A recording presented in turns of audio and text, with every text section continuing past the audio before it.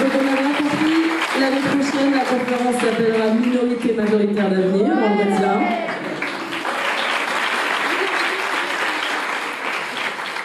Merci beaucoup. Du coup, on va continuer avec Caroline Mouy qui va nous présenter son parcours et son expérience.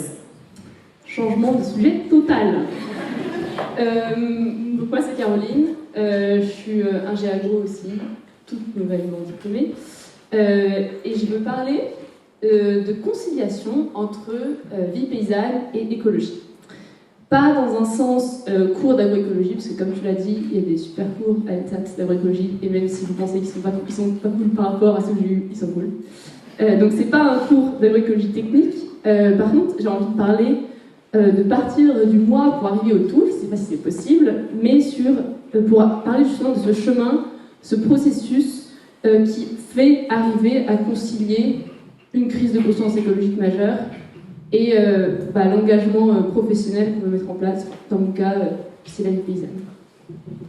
Je vais commencer par un truc dont on a déjà parlé 3 fois, le syndrome de l'imposteur. Moi j'en ai eu un super gros syndrome de l'imposteur quand Marianne m'a appelée pour la conférence d'aujourd'hui. Du coup, je vais quand même passer du temps dessus parce que c'est important. Plein de questions qui me sont venues, plein de raisons qui m'ont fait questionner ma venue. Primo, je suis jeune, j'ai 25 ans, j'ai eu mon diplôme de l'agro Montpellier il y a à peu près 1 an. J'ai fait quelque chose dans ma vie, pas beaucoup, mais un peu quand même, mais pas de là à avoir 30 ans de carrière. Je suis encore en posture d'apprenante et je vais rester en posture d'apprenante toute ma vie. Question, est-ce que moi, ma vie, mon œuvre vaut sérieusement 15 minutes de votre écoute? Deuxièmement, je m'intéresse au monde paysan, à la ruralité, à la sobriété, aux petites échelles, aux fermes intégrées. C'est pas vraiment le modèle agricole qui est promu actuellement dans nos écoles d'Angers, ou en tout cas dans celui dans lequel on est poussé à travailler. Du coup, question, est-ce que ce soir c'est vraiment la flamme d'attiser encore une fois une nouvelle révolution agricole? J'espère que oui. Troisième vraie question qui m'a fait, que je me suis posée face à mon intervention, c'est que je cohabite en permanence avec l'éco-anxiété. L'éco-anxiété, c'est quelque chose de magique qui mélange plein d'émotions à la fois, qui te fait passer de la crise de panique aux larmes, à la colère où tu as envie de tout péter, et que, en gros, je mets sous le tapis avec plus ou moins de réussite et plus ou moins de persévérance selon les moments de ma vie, pour me permettre de vivre sans faire une dépression. Est-ce que c'est vraiment cet état mental qui me permet de faire un discours inspirant? Je ne sais pas. En gros, qu'est-ce que je vais faire ici? On reparlera de ce syndrome de l'imposteur à la fin. Là, c'est le moment où je vous raconte ma vie. Je suis arrivée en école d'agro sans aucune connaissance agricole, du coup assez heureuse quand même de découvrir le domaine. Je me suis vite passionnée pour la question du lien entre l'agriculture et les ressources naturelles, biodiversité, sol, etc. Surtout sur la question de la dépendance de l'agriculture à ces ressources, c'est ça qui m'intéressait. J'ai fait un peu d'économie, de sociologie de l'environnement à Helsinki. Bref, 2 premières années d'études assez enthousiastes. Je me lance dans un stage en cabinet d'études pour faire des plans alimentaires territoriaux, des trucs comme ça, des lycées agricoles et tout. Donc là, c'était pour moi le moment de mettre en place cette première brique que tu as mentionnée tout à l'heure, la systémique. La brique du système agricole et alimentaire, comprendre les interdépendances de tout ça, et l'articulation avec le développement durable. Je déteste ce mot, mais j'utilise quand même parce que c'était le nom de la conférence. Développement durable, pour moi, c'était en particulier à ce moment-là les questions de catastrophes environnementales et catastrophes sociales du monde agricole. Bref, tout ça c'est assez académique, assez classique, assez rigoureux. Sauf que moi, il y avait plusieurs bugs. Le premier bug, c'est que je me demandais comment ça se fait que je passe mes journées à parler d'eutrophisation, de lessivage des pesticides, d'émissions de gaz à effet de serre, de manipulation génétique, d'érosion des sols, de disparition de la biodiversité, sans que personne ne semble paniquer. Comment ça se fait qu'il y a des agriculteurs et agricultrices que je rencontre qui ont encore si peu changé de pratique, qui sont encore très minoritaires dans le champ de pratique? Comment ça se fait qu'il y a des politiques qui n'ont pas mis en place des plans de transition majeure? Comment ça se fait que mes enseignants qui sont aussi chercheurs, qui me parlent, qui m'enseignent, je les vois pas dans les médias, je les vois pas à la radio en train de gueuler tous les jours sur ce qui se passe, quoi? Pourquoi personne s'agite? Le deuxième bug, c'est à peu près le moment où en école on m'a demandé à commencer à réfléchir à un parcours professionnel.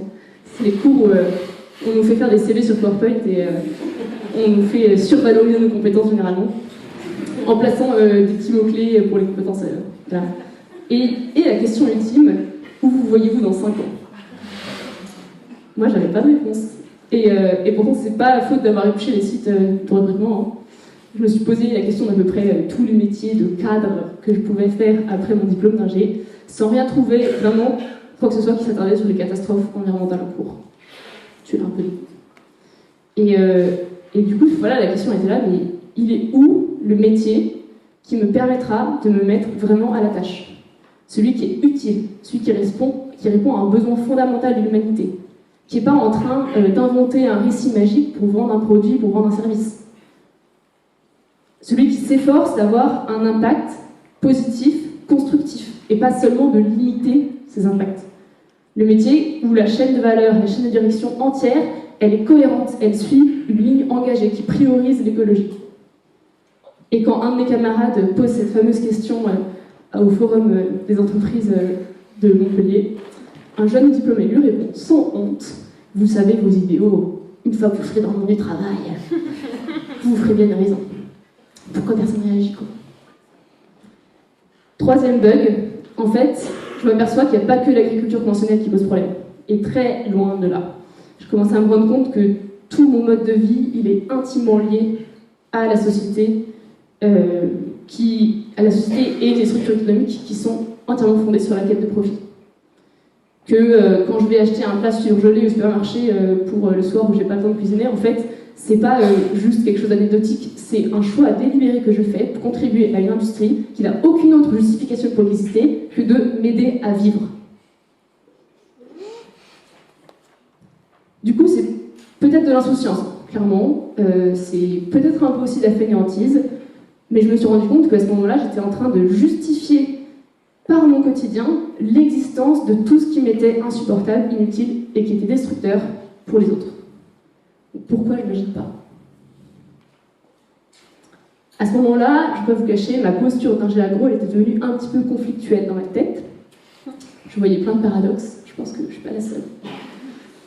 Et c'est seulement à la fin de mon année de césure où j'ai commencé à me réconcilier avec, en fait, grâce au concours des gens engagés que je croisais, qui me faisaient me rendre compte que j'avais la chance d'avoir des connaissances agricoles, que j'avais la chance de comprendre l'importance du sujet, de comprendre son ampleur, de comprendre sa systémie, et que j'avais des outils d'action, ou en tout cas que j'avais les moyens d'en développer pour la suite. Alors que pour la plupart de la population, la plus grande part de la population, l'agriculture, ça reste un sujet hyper obscur, quoi. Bref, je me suis engagée dans un collectif militant écolo, j'ai fait ma spécialisation I3D, j'ai fait mon stage à l'Office français de la biodiversité, j'ai commencé à suivre mon petit parcours de retour en agriculture, et en fait, au fur et à mesure, je me suis vraiment repris de passion pour l'agronomie, pour être honnête. Le truc qui m'a fasciné le plus, c'est la subtilité dont on est dépositaire en tant qu'agro, la subtilité de devoir arbitrer et combiner en permanence la vie politique, au sens fondamental du terme politique, c'est-à-dire la vie des choix qu'on fait pour traduire un besoin de la population, et la vie scientifique, celui qui traduit une vérité, en tout cas une vérité qu'on essaye de déceler dans notre environnement. Et plus qu'être dépositaire de cette ligne subtile, on en est même responsable, et on est responsable de rééquilibrer ces deux dimensions dans le monde agricole. Donc au moment de mon diplôme, moi, il y a des fondamentaux dont je suis sûre. Le premier, c'est que j'ai envie de prendre la parole. Pas pour la fame, pour transmettre des messages. Parce que j'ai envie que ma voix, que mon image, que mes connaissances servent à parler d'agroécologie, servent à vulgariser la technique agricole, servent à rendre accessible cette science-là. À la fois par écrit, moi ça passe par des articles parce que c'est un langage qui me plaît bien, mais c'est aussi au sein des structures militantes et engagées, parce que prendre la parole en agroécologie, ça veut dire encore aujourd'hui faire un acte militant. C'est engageant aujourd'hui de se retrouver associé à un message d'agroécologie. C'est engageant, c'est risqué, mais on en a besoin. Le deuxième point, la deuxième valeur sur laquelle je suis sûre en fait, au niveau de ce diplôme, c'est que j'ai envie de travailler mes mains, j'ai envie de me rendre compte de l'effort que ça représente, l'effort réel qui est nécessaire pour simplement vivre en tant qu'humain sur la planète. L'effort qui est caché en fait, derrière les milliers de machines et l'utilisation d'énergie fossile. Vous pouvez voir lire Le Monde sans fin de Jean Covici à ce sujet-là, il est génial. Et puis pour moi, c'est aussi une façon de voir de quoi je parle, retourner travailler la terre, parce que va vous cacher que, voilà, vous savez, en ingé, on n'a pas non plus beaucoup de terrain. Et en fait, au bout un an de travail, je voyais déjà les limites de cet apprentissage-là. J'étais déjà en train de perdre totalement pied par rapport à la réalité du terrain. Un an, c'est super court, quoi. Et donc ça devient même une évidence de travailler avec mes mains, tout simplement pour pouvoir, à côté, faire bien mon travail d'agronomie. Et le troisième point qui m'importe beaucoup à ce moment-là dans ma vie, c'est le mode de vie plus sobre.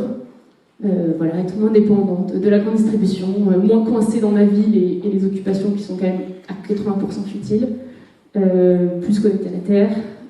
Et même si c'est un peu tabou aussi, j'ai envie de gagner moins d'argent. Parce que j'ai envie de m'assurer que l'argent que je vais gagner, il sera vraiment utile pour moi pour vivre. Pas le minimum vital, mais presque, quoi. On n'en est toujours pas à la paysannerie, mais j'y arrive. C'est normal qu'on n'y soit pas parce qu'en fait, là on arrive au moment du deuil. Je ne sais pas si vous connaissez la courbe de deuil. C'est un dessin super intéressant. C'est un schéma qui représente la succession d'émotions qu'on suit relativement tous face à un changement qui vient souvent de l'extérieur, qui nous est imposé. C'est des émotions qui ne sont pas unidirectionnelles. On peut sauter des étapes, on peut rester coincé à des moments. Je suis désolée, qui n'est pas la courbe. J'ai oublié de vous la mettre, mais vous y recherchez. On peut revenir en arrière, on peut boucler. Pour moi, devenir paysanne, c'est un énorme changement.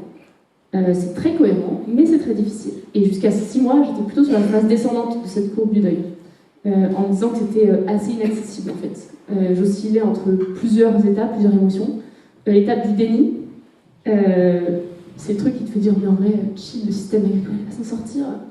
Après tout, c'est pas si pire, hein, si un système agro-industriel qui le remplace, au moins on aura des entreprises qu'on pourra réglementer.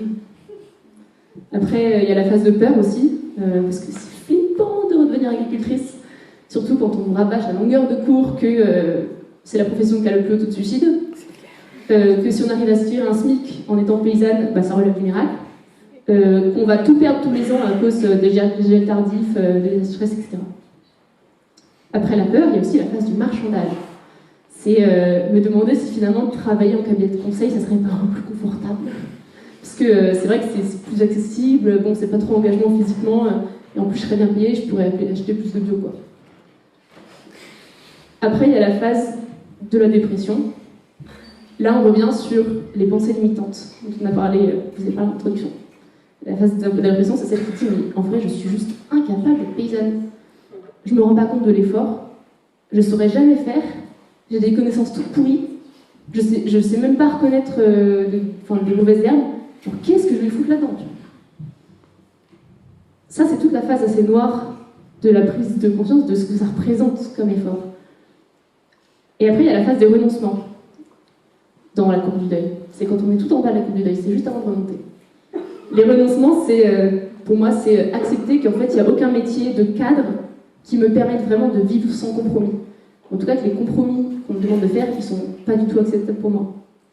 C'est accepter le fait que mon mode de vie occidental ne soit pas viable sur le long terme, que je dépense 12 tonnes de carbone par an au lieu de 2. C'est accepter que je ne peux pas me permettre à ma génération de demander, d'exiger un gros salaire, parce qu'en fait, si j'ai ce gros salaire, bah, je vais le mettre en épargne, et ça va me faire rentrer dans la catégorie des gens qui ont le plus d'impact sur la planète Terre.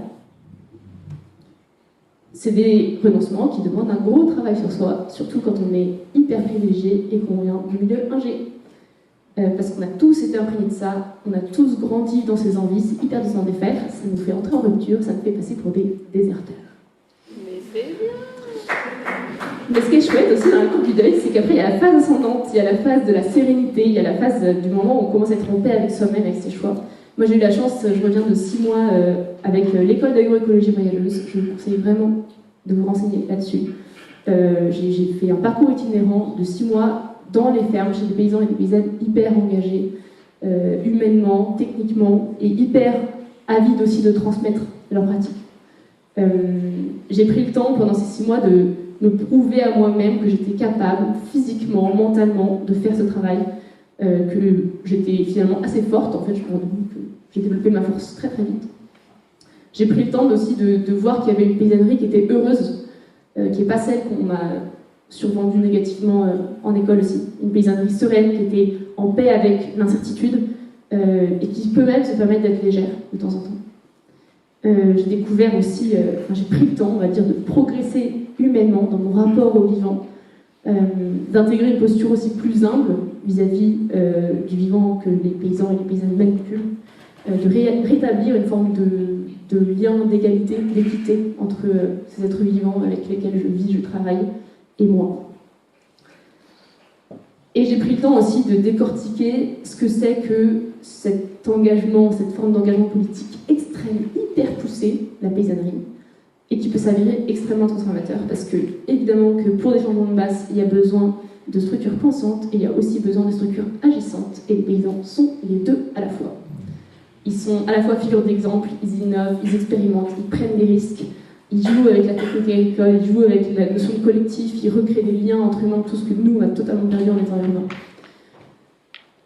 En gros, ces 6 mois, pour moi, c'est le temps de détricoter tous les blocages que je m'étais imposés pour me permettre d'aligner l'écologie et la paysannerie dans une forme d'agroécologie que j'appellerais vivante, très poussée. C'est presque la fin du monologue, mais je veux revenir sur le syndrome de l'imposteur dont on a parlé au début.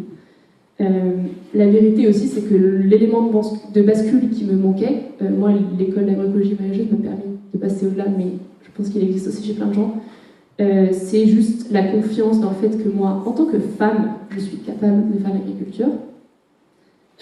C'est un truc, moi j'ai eu énormément de mal à l'admettre parce que voilà, je me dis féministe, je suis hyper...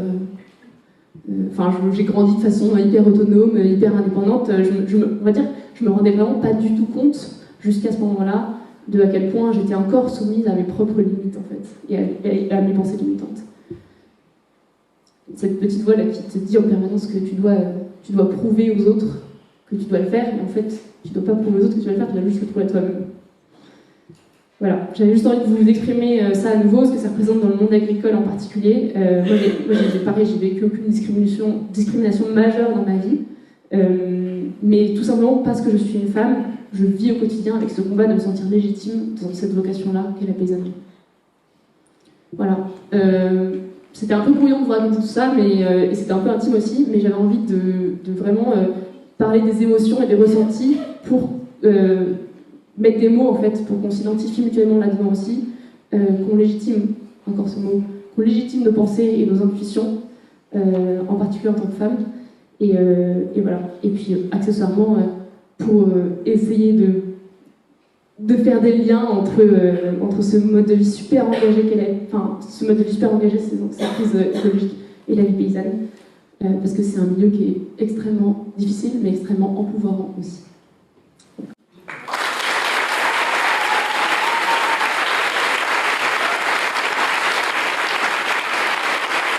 Merci beaucoup. Merci Caroline.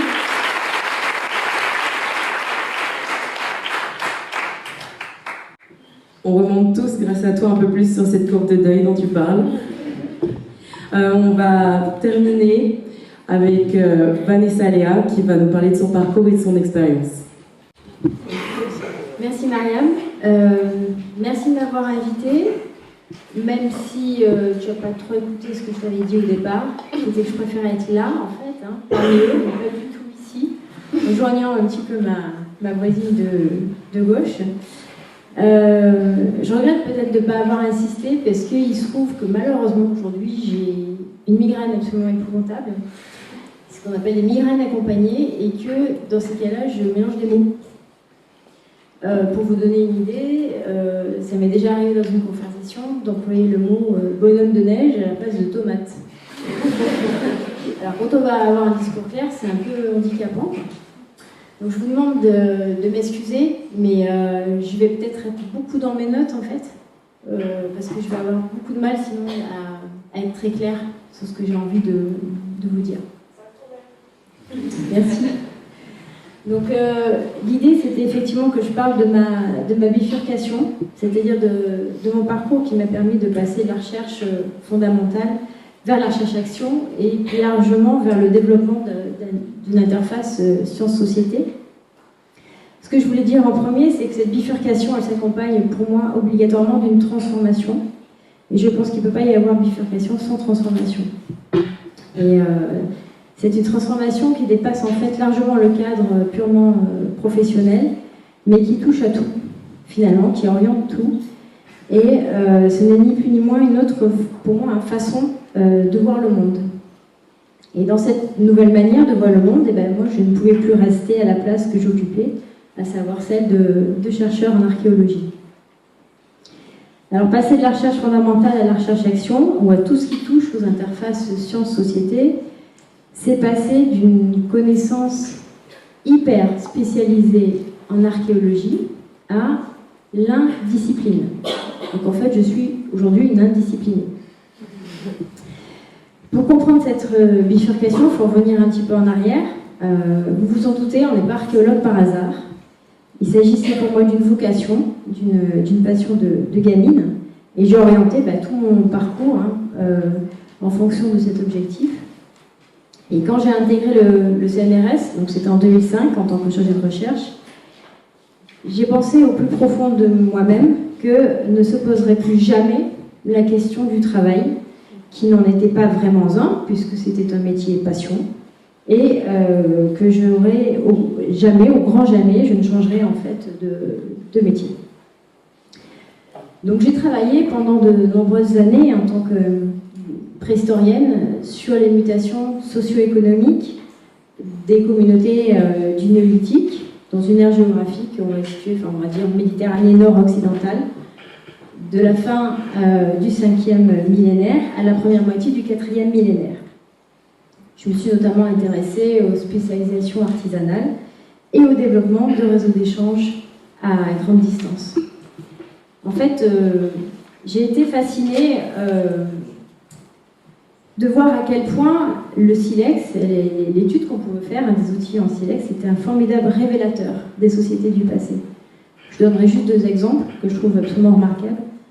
Le fait que les productions sur lesquelles je travaillais restent en partie un mystère pour nous, malgré la collaboration de nombreux experts. Nous ne savons pas aujourd'hui, toujours pas reproduire en fait les outils en silex sur lesquels moi je travaillais. Il y a des savoir-faire oubliés, et cela pousse, moi je trouve, aussi à l'humilité que de le mesurer. Le deuxième point, c'est la complexité en fait de ces sociétés. Il y avait tout un système de réseaux structurant l'espace, ainsi que les fortes interdépendances entre des producteurs, des consommateurs, parfois éloignés de centaines de kilomètres.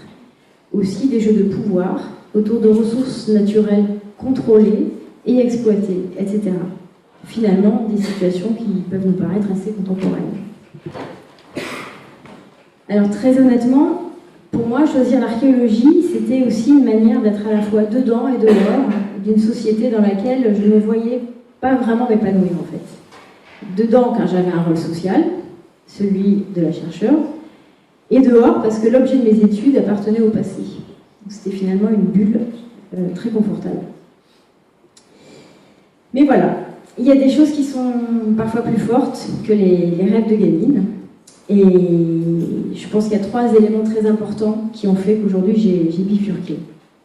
Alors d'abord, j'ai eu en fait très vite des difficultés à supporter l'hyper-spécialisation dans laquelle on peut rester quand on est, quand on est chercheur, et que l'on a une carrière à mener. Il y a des injonctions tacites ou clairement exprimées à se distinguer toujours de ce que font les autres. Alors j'ai essayé quand même de développer de l'interdisciplinarité, de travailler avec des géologues, des physiciens aussi, des chimistes, car il se trouve que les outils en silex sur lesquels je travaillais, en fait, faisaient intervenir le traitement thermique dans le processus de fabrication. Et pour comprendre cela, il fallait croiser les regards de différentes sciences. Mais ça n'a pas vraiment suffi. Le deuxième élément important, ça a été la transformation du monde de la recherche, qui s'est opérée en fait très vite après mon intégration au CNRS. La baisse des crédits récurrents des laboratoires, la mise en place des systèmes d'appel d'offres, les concurrences accrues à l'échelle internationale, nationale, au sein d'un même laboratoire entre les collègues, etc. Donc en fait, la recherche, évidemment, elle n'est pas en dehors du système, elle est bien totalement dépendante de lui. moi j'ai eu du mal à accepter ces changements, même si j'ai joué le jeu, mais ça ne correspondait pas à certaines des valeurs que je voulais défendre. Et puis surtout, il y a cette troisième raison de ma bifurcation, c'est que il y a quand même de nombreux endroits du monde maintenant où la Terre n'est plus habitable. Canicule, sécheresse, catastrophes à répétition, destruction accélérée de la biodiversité, etc. Bien plus, les effets sociaux de la dégradation écologique sont déjà visibles. En 2020, il y a environ 800 millions de personnes qui ont souffert de la faim. Donc ça, c'est un chiffre de l'Organisation des Nations Unies pour l'alimentation et l'agriculture. En moyenne, 3,5 milliards de personnes qui vivent dans des contextes très vulnérables au changement climatique. Ça, c'est le GIEC 2022, un des rapports. La dégradation des terres, qui a réduit la productivité de 23% de la surface terrestre mondiale. C'est un chiffre de l'IPBES 2019. Et à l'échelle du globe, la concentration des richesses augmente, tout comme les émissions de carbone. Et cette situation est exacerbée par les inégalités qui se creusent, etc., etc. Sans doute des choses que vous savez, mais moi, il y a quelque temps, ça m'a totalement ébranlée. Et j'avais tellement été dans ma bulle jusque-là. Et voilà, en tout cas pour moi, de quoi ne plus pouvoir regarder un silex en face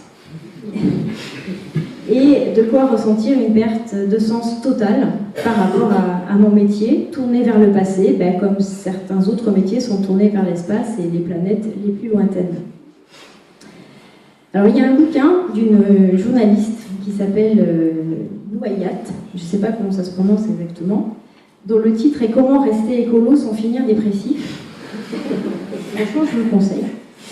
J'ai beaucoup apprécié et donc cette journaliste nous invite à l'action et elle écrit très justement que lorsqu'une fois qu'on a regardé en fait de l'autre côté du mur, on ne peut plus ignorer. Pour moi, c'est exactement ça. C'est à ce moment-là que tout a changé et c'est à ce moment-là que mon regard sur le monde a été complètement transformé. Alors pour opérer cette transformation, j'ai fait 3 choses. J'ai fait un bilan de compétences, une habilitation au directeur de recherche et j'ai fait aussi une reprise d'études. Alors pendant un temps, j'ai mêlé un petit peu les savoirs en archéologie avec ceux qui relevaient plus de l'écologie et l'environnement. Donc par exemple, dans le cadre de mon HDR, j'ai appréhendé l'imbrication des trajectoires technologiques et écologiques depuis le néolithique, en développant une problématique assez large. Comment l'instrumentalisation de la nature, tout en changeant d'échelle, nous amène à repenser nos lignes de partage. Frontières entre naturel et artificiel, séparation des temps géologiques, biologiques et sociétaux, distinction entre humains et non-humains, etc. Aujourd'hui, je dirais que je suis encore un petit peu archéologue parce que ce retour à l'archéologie me permet d'enrichir ma réflexion sur les différentes manières qu'il peut y avoir d'habiter le monde. Montrer que dans le passé, l'homme, au sein d'une même période, mais à différents endroits de la planète, a pu faire des choix différents, me semble fondamental. Déceler et mettre en évidence la diversité dans le passé comme dans le présent, pour préserver celle de l'avenir, me semble fondamental. Cela porte directement atteinte à la théorie trop véhiculée à mon sens, selon laquelle l'Anthropocène, période dans laquelle nous sommes entrés, ne serait que l'aboutissement d'un long processus d'anthropisation et était, de toute manière, inéluctable. C'est en opposition à cette idée de déterminisme biologique et ou anthropologique, appliquée au concept d'Anthropocène, que l'on s'est insurgé avec un collègue, Jean-Michel Dupé, dans le cadre de la rédaction d'un chapitre qui s'appelle Nature humaine et écocidaire, publié dans un bouquin. Voilà, je vous conseille, je me permets de faire un petit moment de pub, ça s'appelle Greenwashing, manuel pour dépolluer le débat public. Donc la bonne nouvelle, c'est que si l'avènement de notre situation actuelle n'a rien d'inéluctable, alors il existe des leviers d'action. Et c'est donc à ces leviers d'action que je me consacre aujourd'hui entièrement. Alors pour cela, j'ai repris des études à 45 ans et j'ai suivi une formidable formation, le MSEI. Et je dois dire que cette formation, sans cette formation, en fait, tout ce qui suit n'aurait pas été possible. Pour moi, le MSEI, en fait, ça a ouvert une parenthèse, mais qui ne s'est jamais refermée. En fait. Donc aujourd'hui, mon métier, c'est de voir comment peut se construire un partenariat entre chercheurs et acteurs du territoire au sein d'un dispositif qui s'appelle les zones ateliers. Alors c'est un dispositif particulier de l'Institut Écologie Environnement du CNRS. Donc pour essayer de les décrire très rapidement, parce que je vois que Marianne commence à me faire des petits signes. Les zones ateliers s'articulent autour d'entités géographiques, souvent à l'échelle régionale, ayant une certaine unité fonctionnelle, donc ça peut être une forêt, un fleuve, un massif montagnard, une ville, une zone côtière, etc. Elle vise à explorer le fonctionnement et les trajectoires passées et futures des socio-écosystèmes. J'insiste sur le socio.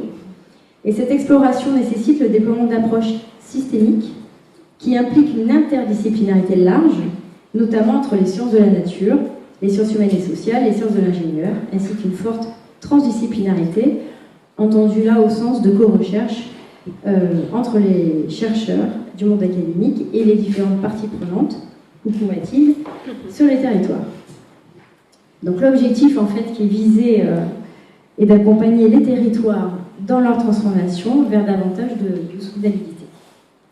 Donc dans le cadre de ce dispositif, je travaille à 2 échelles. Au niveau régional, au sein d'une zone atelier en particulier qu'on appelle la zone atelier Pyrénées-Garonne, je suis chargée de mission pour développer des interfaces entre scientifiques et partenaires socio-économiques. Partenaires socio-économiques, c'est-à-dire les politiques, les services déconcentrés de l'État, les associations, les citoyens, etc. Donc concrètement, par exemple, je peux enquêter sur les connaissances et expertises mobilisables au niveau des laboratoires et faire un bilan, enquêter sur les besoins des différents partenaires et acteurs socio-économiques, faire le bilan des enjeux en question et des besoins de recherche, croiser les connaissances scientifiques mobilisables et les besoins identifiés des partenaires socio-économiques, faire émerger et aider au montage de projets co-construits par les scientifiques et les partenaires socio-économiques qui répondent aux besoins et aux enjeux, etc., etc.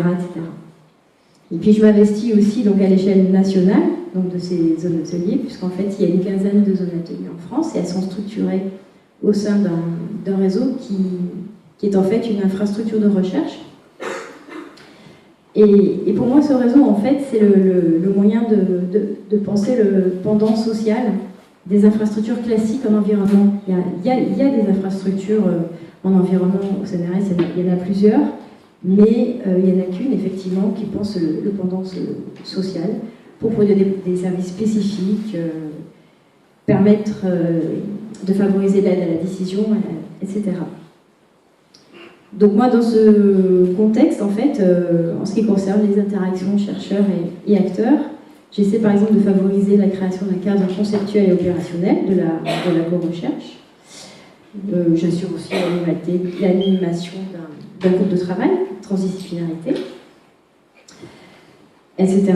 Je vais pas rentrer dans les détails, juste peut-être dire aussi que j'explore quand même différentes formes d'interface entre sciences et société, notamment par l'implication de ce qu'on appelle le tiers secteur pour la recherche, donc qui regroupe en fait tout ce qui est recherche et innovation issu du monde non académique, on va dire, c'est-à-dire du secteur non marchand ou marchand à but non lucratif ou marchand à but lucratif mais de très petite taille.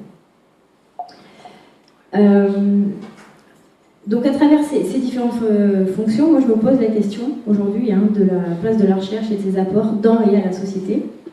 Je me souviens de ce que nous avait dit justement l'un des intervenants du MSEI, un climatologue, qui disait que l'urgence climatique avait divisé la communauté des chercheurs entre ceux qui restent dans leur tour d'ivoire et ceux qui vont vers la société, qui ne sont pas toujours bien perçus d'ailleurs par leurs collègues. Donc exprimée comme telle, l'image est un peu schématique, mais elle a le mérite de poser clairement la question. Un chercheur peut-il rester chercheur tout en sortant de sa tour d'ivoire, de sa spécialité, de son cercle restreint de collègues, tous ultra spécialistes, et partageant les mêmes compétences que lui? Bref, tout en sortant de sa zone de confort. Je pense que oui. Et à l'heure de l'Anthropocène, il n'y était pas d'un côté la science et de l'autre côté les connaissances de terrain, mais bien une autre science, née de l'hybridation de différents savoirs, scientifiques et opérationnels, ou, comme elle est parfois nommée, de la transdisciplinarité. Alors en fait, cette démarche part du principe que l'on fait face aujourd'hui à des problèmes environnementaux qui résultent de variables sociales, techniques, économiques et écologiques, qui non seulement forment des systèmes complexes, mais qui peuvent également interagir pour créer des questions épineuses aux causes et conséquences, elles aussi complexes. Leur résolution appelle donc sans doute à une nouvelle posture de recherche, passant des approches monodisciplinaires à des approches transdisciplinaires. Alors pour terminer, parce que je vois qu'il me reste très peu de temps, je vais juste parler très rapidement d'une expérience marquante en tant que personne engagée, parce que c'est un petit peu ce dont on avait discuté avec Marianne. En fait, c'est une expérience qui est en cours, qui est toute récente et qui est encore en cours.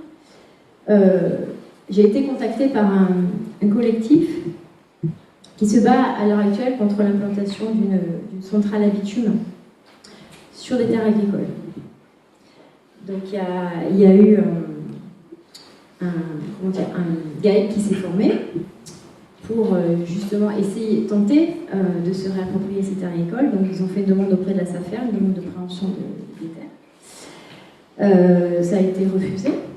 Et donc en fait, les terres à l'heure actuelle étaient rachetées par Tarn Enrobé, qui regroupe en fait SPIE Batignolles, Eiffage, Eurovia, bref, des gens qui font des routes ou des autoroutes, comme par exemple celle de Toulouse-Castres.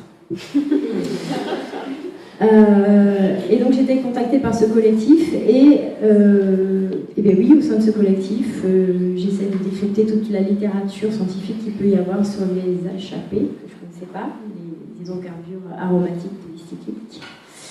Parce qu'il y a eu des thèses sur le sujet, de mettre en lien aussi différents chercheurs avec ce collectif, avec d'autres structures aussi que je connaissais, comme la Fédération des alternatives du bitume, etc., de les aider à rédiger des petits fascicules à destination des élus, pour que les élus aussi essayent de comprendre un petit peu ce qui peut se passer et de voir comment est-ce qu'ils peuvent se positionner, de déceler le greenwashing, dont on dit tout à l'heure, derrière le discours des porteurs de projets, etc.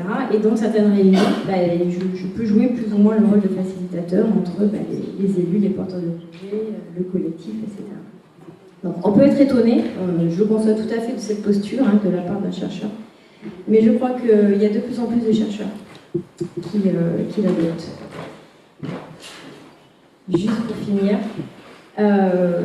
une citation en fait d'un anthropologue que j'apprécie beaucoup et qui est de plus en plus connu, qui passe de plus en plus dans les médias, Philippe Descola, qui dit « Nous sommes des chercheurs et si nous pouvons être utiles, c'est aussi surtout en tentant de bouleverser notre vision scientifique de la manière dont nous habitons la Terre, en espérant que nos idées se diffuseront au-delà des laboratoires et des revues savantes. » Merci.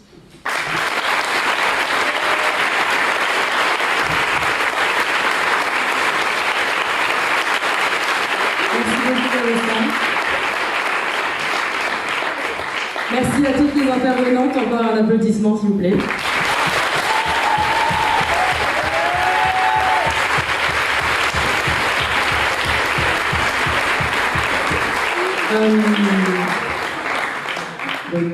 Après ces quelques moments d'échange, vous avez 10 minutes d'entraide. À tout à l'heure. Et juste après, on répond à vos questions.